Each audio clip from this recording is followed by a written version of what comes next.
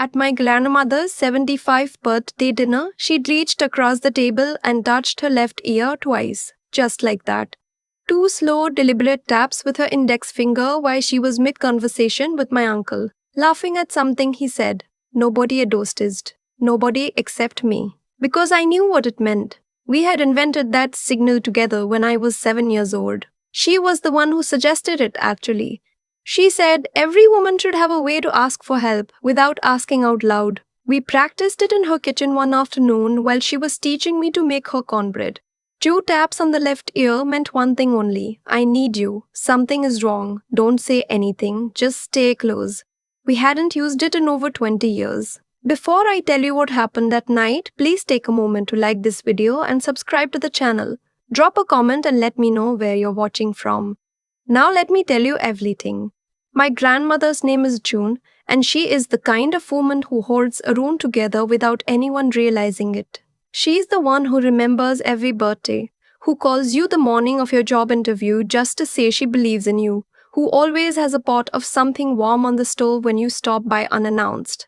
She was married to my grandfather for 41 years before he passed away from a stroke 3 winters ago. His name was Robert. He was quiet and steady and completely devoted to her. When he died, something shifted in our whole family, not just in her, in all of us. I'm 32 years old. I live about 40 minutes from my grandmother's house in the same town in Ohio where I grew up. My husband, who works in corporate insurance fraud, had come with me to the birthday dinner that night. It was held at my aunt's house, my grandmother's oldest daughter. About 20 people were there. Family, a few of her church friends, neighbors she'd known for decades. I had heard about him before I met him. My grandmother had mentioned a man named Todd a few times over the summer. She said he was someone from her water aerobics class at the community center. She described him as friendly, attentive, a good listener. She said he had recently lost his wife to cancer and understood what grief felt like. I remember thinking that sounded reasonable.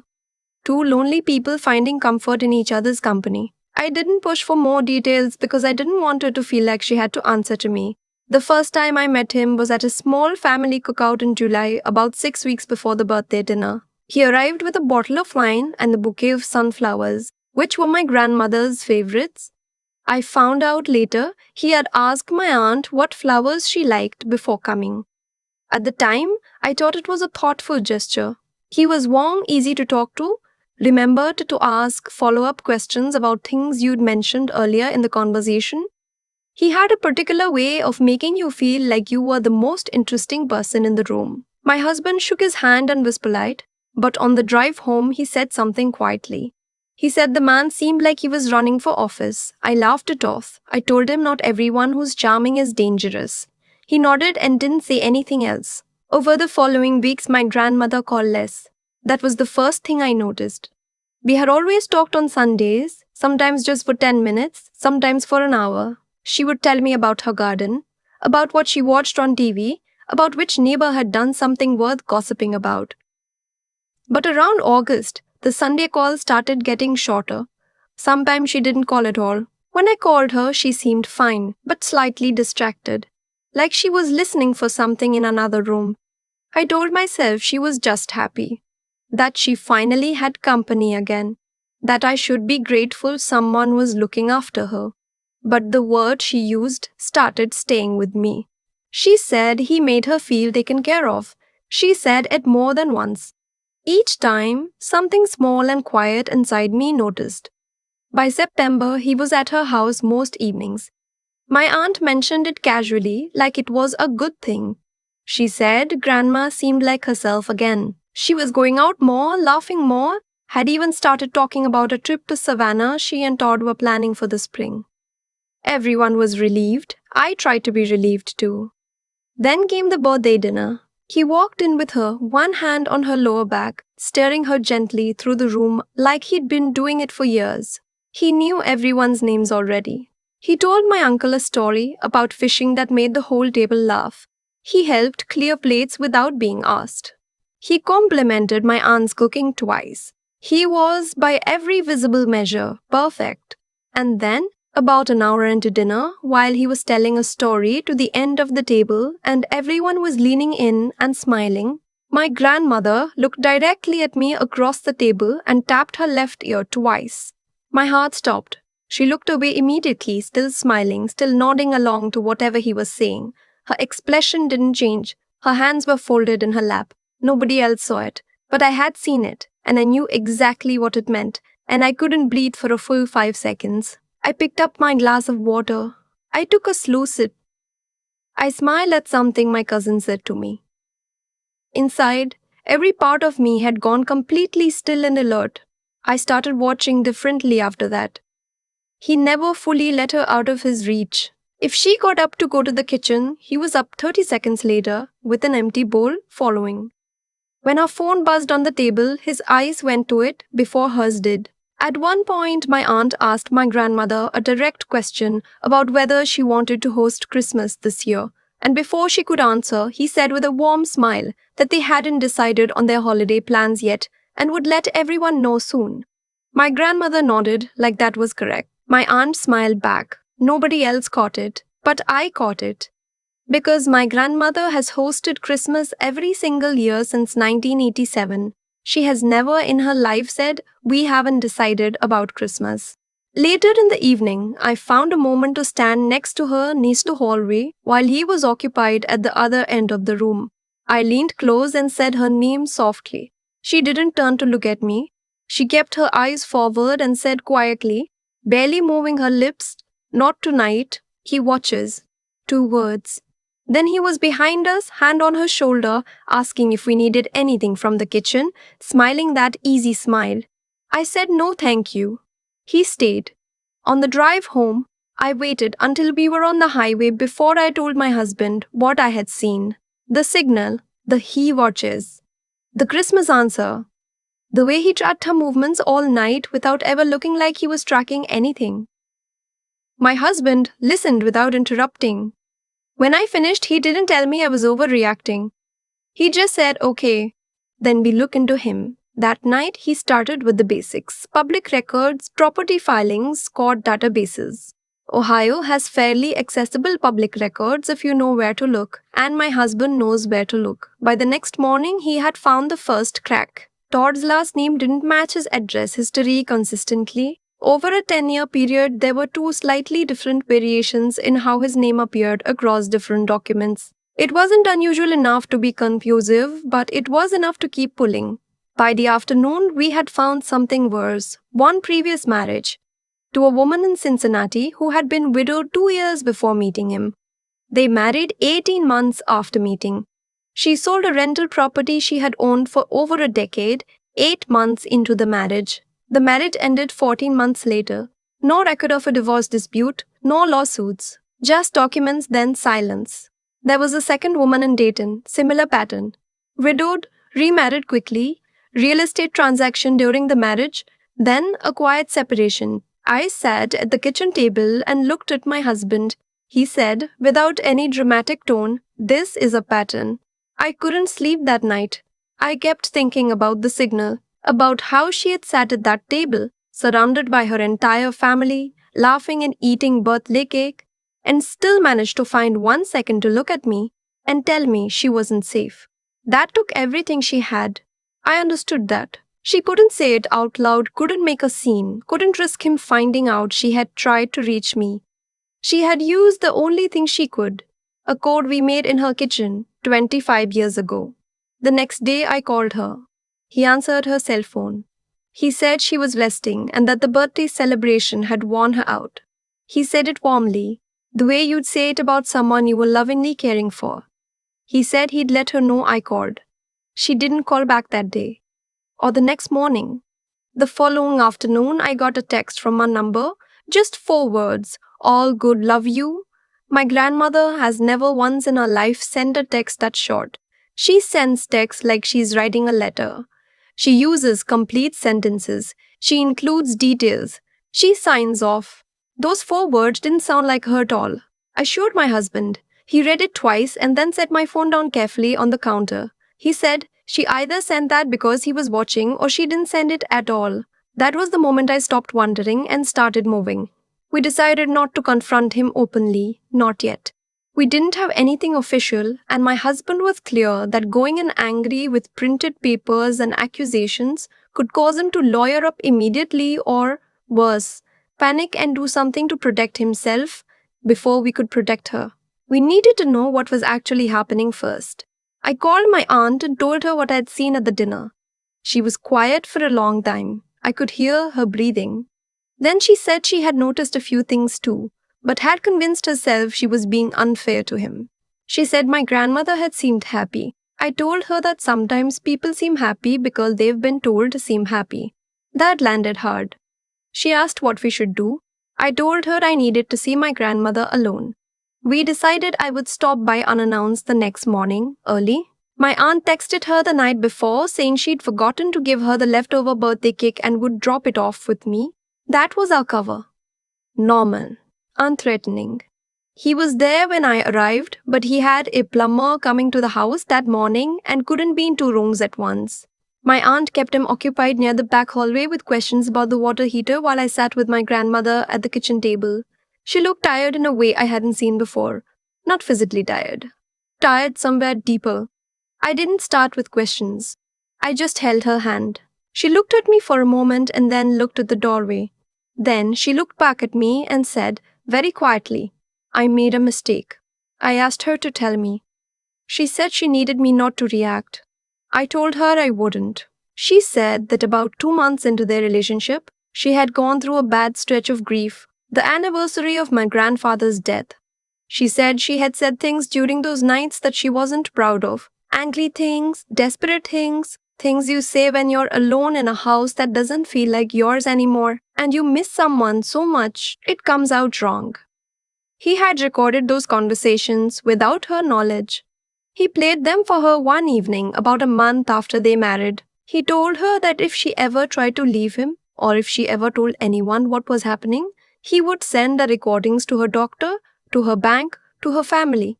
He said he would tell people she was mentally unfit to manage her own affairs. He had also by that point gotten her to add his name to her checking account.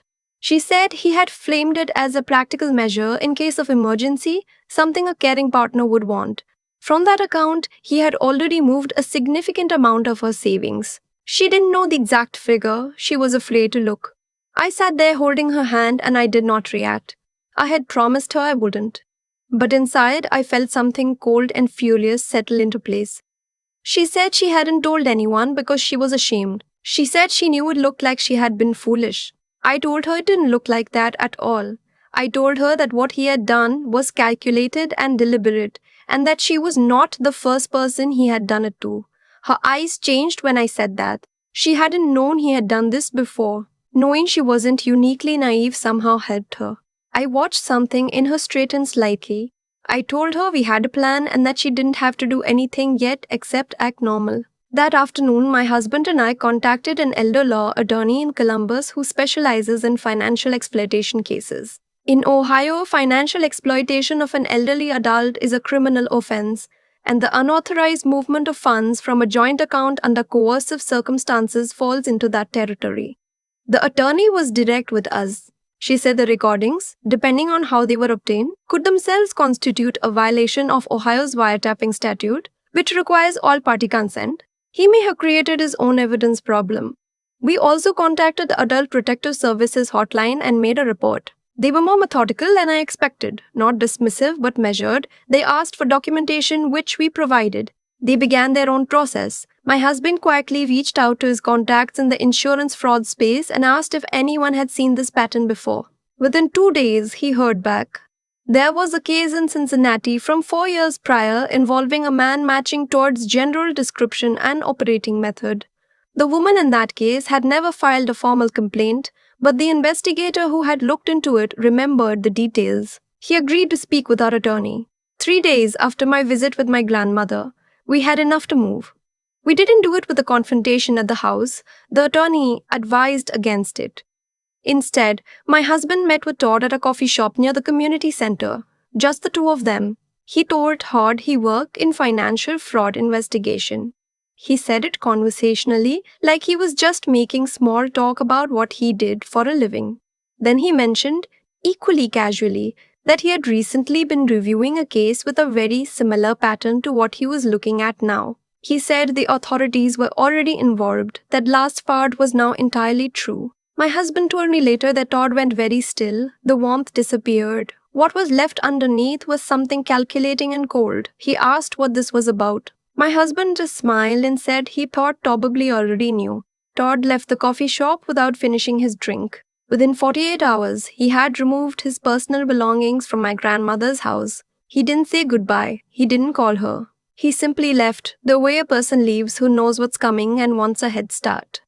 We filed the formal complaint with the county prosecutor's office the next morning. The Cincinnati case was reopened. The woman from Dayton agreed to give a statement. The elder law attorney filed for emergency reversal of the account transfers on grounds of financial exploitation, and the bank froze the joint account pending investigation. He left the state before charges were formally filed. That part still makes me angry, but he left with nothing he hadn't had before he met her. The transfers were reversed, the account was restored, his name was removed. What he had hoped to take, her savings, the deed to her house, a piece of land my grandfather had bought in 1979 that had been in our family ever since. None of it left with him. About 3 weeks later, my grandmother came to stay with us for a long weekend. The first morning, she woke up early the way she always does, and made coffee and was standing at my kitchen window watching the backyard when I came downstairs. She turned around when she heard me and smiled. A real smile, the kind that uses her face. We sat at my kitchen table and drank coffee, and she talked about wanting to replant her garden in the spring. She talked about a book she was reading. She asked about my husband's family and whether we had made plans for the holidays yet. At one point, she reached across the table and touched my hand. Not the signal. Just her hand on mine, warm and steady. She said, "You knew." I told her I knew the moment she touched her ear. She looked at her coffee cup for a moment. Then she said, "Your grandfather was the one who taught me that every person should have someone paying attention." She paused. "I think he'd be glad you were paying attention." I didn't say anything. I just held on to her hand. There is a particular kind of predator who does not look like a predator. He looks like a solution. He arrives exactly when someone is most tired, most alone, most in need of feeling safe. He learns what they've lost and he becomes the shape of it. He's patient and he's careful and he stays just inside the line of what looks normal until the moment he doesn't need to anymore. The only thing that slows him down is someone else who is also paying attention. If you have an older parent, a grandmother, an aunt, anyone who is navigating grief and loneliness, check in on them. Not a text that says, "thinking of you," a phone call, a visit, a cup of coffee at their kitchen table. Ask the small questions and listen to the small answers. Notice when something changes. Notice when a word keeps coming up. Notice when they seem happy in a way that feels slightly off, like a painting hung just slightly crooked. And if you ever need a signal, make one. Practice it. It takes about 5 minutes and it costs nothing. It might be the most important conversation you ever have. I keep thinking about the moment my grandmother tapped her ear at that birthday table. 20 people in the room, cake, candles, laughter. And she found 1 second, one quiet, careful second, to tell me the truth. That took something. It took her knowing I would be watching. It took her trusting that I hadn't stopped paying attention just because everything looked fine on the surface. And it took her holding herself together under enormous pressure in a room full of people who had no idea long enough to send a signal she hadn't used in over 2 decades. I think about what it costs a person to do that, to be that controlled, that aware, that steady when you're frightened. My grandmother had every reason to go quiet, to convince herself she could handle it alone, to protect her pride and spare her family the worry. A lot of people would have. Instead, she chose the harder thing. She reached towards someone else. That's what I've been sitting with since all of this ended. Not the anger at Todd, though that's still there.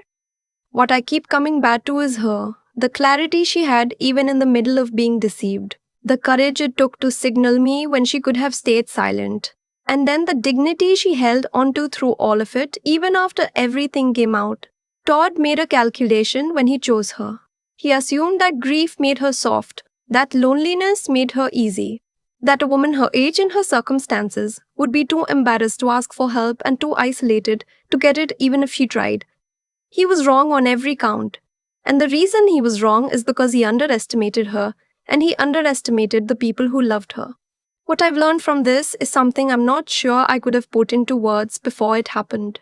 There's a kind of intelligence that doesn't come from being suspicious of everyone or seeing danger everywhere you look. It comes from paying close attention to the people you love, noticing when something small shifts, noticing the word they keep using, noticing when a smile doesn't quite reach their eyes. That kind of attention is not paranoia. It is one of the most useful things a person can practice. And there's something else. When my husband started pulling records and making calls and following patterns, he didn't do it out of anger. He did it methodically, carefully, without letting emotion override judgment. He knew that acting too fast or too loud would give Todd time to prepare a defense and leave my grandmother more exposed. That steadiness, knowing when to move slowly so you can move effectively, that's the difference between justice and just making noise. My grandmother asked me once, in her kitchen on that long weekend afterward, whether I thought she should have seen it coming. I told her no. I told her that people like Todd spend years learning how to look exactly like what someone needs. That's not a failure of perception on her part. That's a crime on his. But I also told her something I meant completely. The fact that she kept her head, kept our signal in her memory, kept trusting that I was paying attention.